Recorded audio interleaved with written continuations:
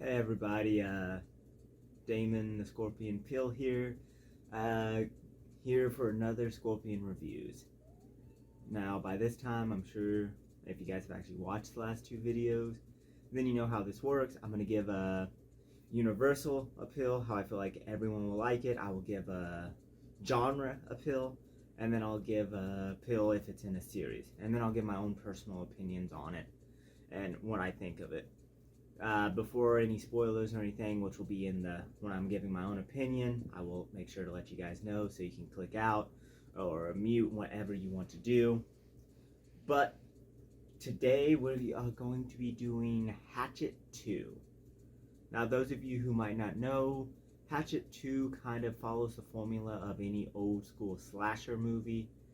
So you have a super powerful monster, slasher, humanoid object going around killing people because of vendettas. So kind of like Friday the 13th or something. Fun fact, Kane Hodder, who's in the Friday the 13th series for a couple of the movies, he is most well known for playing Jason, is actually the one who plays Victor Crowley, who is the villain in this one. Now, let's start off with the Universal pill. It has none. If you are not a horror fan, this movie is not for you.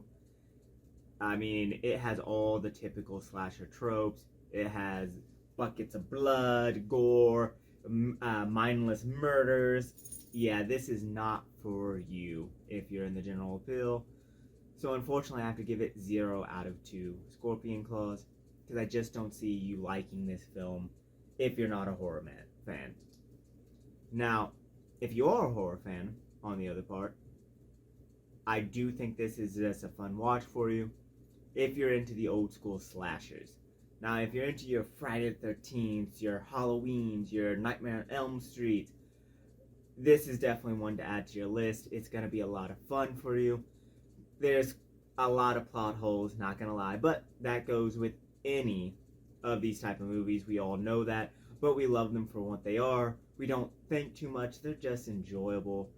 The characters are funny at times. The villain, which generally speaking, I always want the villain to lose, even if I love the villain. Just, I feel like that's best for the horror genre. But by losing, I don't mean they have to die and never return. There's always setting up sequels and losses, and that's fine by me. I just feel like the ones who survive should survive. We'll get on to if that happens or not later, but for now, we're gonna stick on Horror Movie Appeal.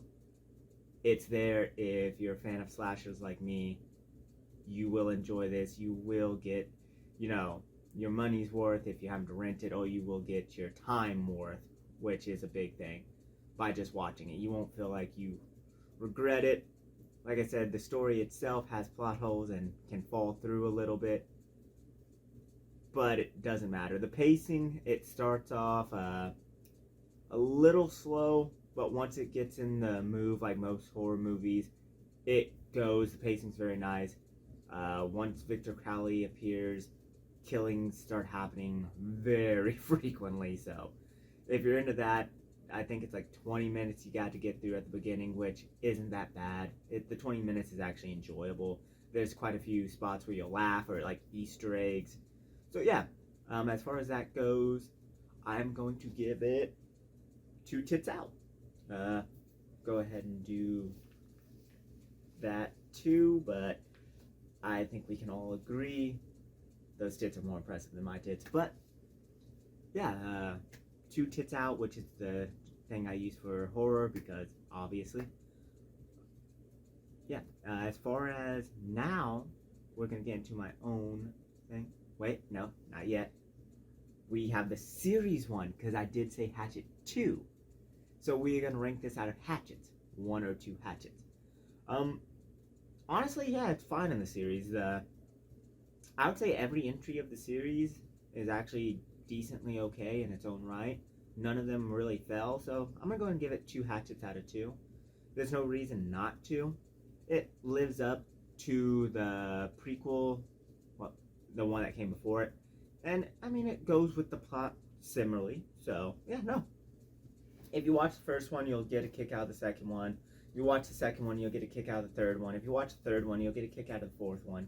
So, yeah, no, as far as a series, I'd give them all 2 hatchets out of 2. They all go well with each other, and yeah, they're enjoyable.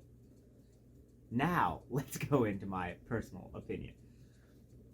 So, I'm going to give you till the count of 5 before I start, because there will be spoilers in this, I think. Don't know. But anyways, 1, 2, 3, 4, 5.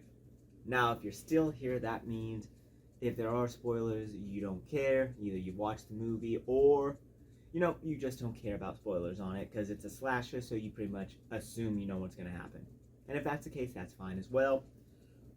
But first thing I have to say is the reason this movie, on my own personal list, it ranks way higher than it should. And I'm willing to admit that. It's not the best movie ever. It's a good horror movie, and I still stand by my 2 out of 2 tits out that I ranked it. But the reason why I personally love it so much is it has like the trifecta of horror in it. So, everyone knows Kane Hodder. He's an icon for playing the monsters in horror movies. So like your Jason Voorhees, I know he has a couple more, but Jason is his big one. And he plays Victor Crowley, which is nice. And then you have Tony Todd, who just has the best voice for horror ever. Honestly, I want like a Dead by Daylight or a video game that just gives me commentary by Tony Todd. That would be amazing. He is one of my all-time favorite horror icons. And that's not all. I mean, the movie has even more than Kane Hodder and Tony Todd, who are already that. By the way, if you watch the first movie, that's actually Robert Englund in it. So, I mean, this series just has all of the big names that you know and you love. And to top it off, it has probably my favorite, female in horror movies. Survivor Girl, not Survivor Girls, I don't care. If she's in it, I'm probably going to watch it because she does an amazing job. She is horror, and that is Danielle Harris.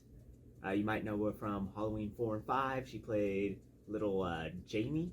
Yeah, Jamie would have been the one in that one.